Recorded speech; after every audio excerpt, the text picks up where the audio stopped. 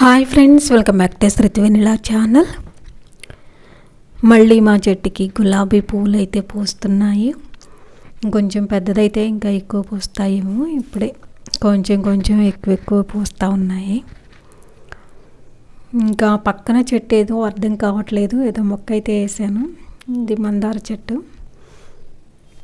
ఇవైతే బంతి పువ్వుల చెట్లు. ఇవి పూలు మాత్రం సూపర్గా ఉంటాయి. మనం కోసే అంతవరకు అలాగే చెట్టుకి. అదే గులాబీ పువ్వు, ఇంకోటి శంఖం పువ్వులు అయితే వాడిపోతాయి చెట్లకు ఉన్నప్పుడే. కానీ బంతి పువ్వులు ఒక్కటే అబ్బా సూపర్గా ఉంటాయి, మనం కోసే అంతవరకు అలాగే. అందుకే ఇష్టంగా వేసుకున్నాను బంతి చెట్లు. ఇంకే శంఖం పువ్వుల చెట్టు అంటే అంతే, మనం ఒక్కరోజు కొయ్యకపోతే ముడుసుకుపోతాయి మొత్తం. ఇంకొక రోజుకి శాంతం వడిలిపోతాయి అన్నమాట. ఇవి ఏ రోజు పూలు ఆ రోజు ఫ్రెష్గా తెంపేసుకోవాలి మనం. అలాగే దేవుళ్ళకి కూడా ఇష్టం అని బిఫోర్ వీడియోలో కూడా చెప్పా కదా, అందుకే చక్కగా ఏ రోజు పూలు ఆ రోజు ఫ్రెష్గా కోసి దేవుడికి పెట్టేస్తున్నా అన్నమాట. ఈ బంతి చెట్లు మీకు ఎలా అనిపించాయో కామెంట్ చేయండి. అలాగే ఈ గార్డెన్ చూసుకుంటూ కొన్ని మంచి మాటలు చెప్పుకుందాము. ఎవరైనా మిమ్మల్ని ప్రతి విషయంలో తప్పుపడుతున్నారంటే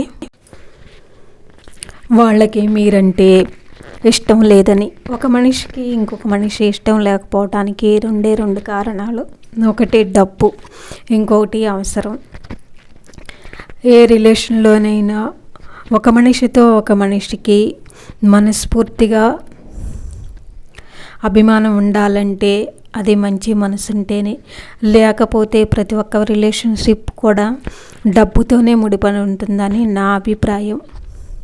లేదంటే వాళ్ళతో ఇంపార్టెంట్ అయిన అవసరం, లేదా వాళ్ళ అవసరాలను మనం తీర్చగలిగే మనస్తత్వం, ఇవి ఉంటేనే సంబంధాలు ఏవైనా గట్టిగా ఉంటాయి. ఎదుటి వాళ్ళు అర్థం చేసుకోకపోయినా పర్వాలేదు, కానీ అపార్థం చేసుకున్నప్పుడు గుండె బరువెక్కి మాటలు కరువైతాయి. మనిషిని అర్థం చేసుకోవటం కంటే అపార్థం చేసుకోవటమే ఈజీ. ఈ ప్రపంచంలో అన్నిటికైనా విలువైన నీరు కన్నీరే. ఎందుకంటే కన్నీటిలో 1% మాత్రమే నీరు ఉంటాయి, 99% ఎమోషన్స్ ఉంటాయి. ఎంతో ఎమోషన్ కలిగితే కానీ మన కంట్లో నుంచి కన్నీరు రాదు. ఆ కన్నీరు ఆగకుండా వస్తుందంటే ఆ ఎమోషన్ ఇంకా బలమైనది అని అర్థము. ఈ కొటేషన్స్ మీకు నచ్చితే లైక్ చేయండి, కామెంట్ చేయండి. Please subscribe my channel. Thank you for watching. అలాగే మా గార్డెన్ ఎలా ఉందో కామెంట్ చేయండి. మరొక వీడియోతో మళ్ళీ కలుసుకుందాం. Thank you. Bye bye.